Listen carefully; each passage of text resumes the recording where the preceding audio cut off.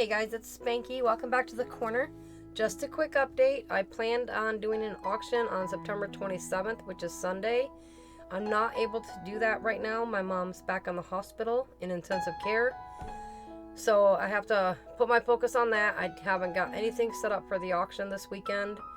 And I'm swamped with other things.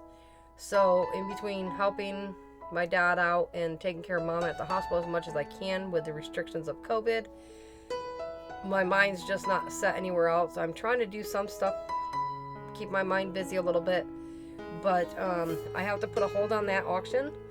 I do plan to still have one in October for my birthday, so that one is still a go. So if that changes, I will keep you posted, and you can find information. I try to do my best. I'm going to try to update the group as much as I can. And if you're not part of the group, join us. The description box down below will have the link. Facebook, Spanky's Crafty Corner, just like the channel here.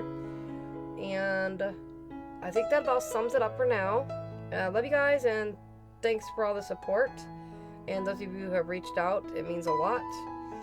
And I hope to be getting back in the swing of things soon. So, much love.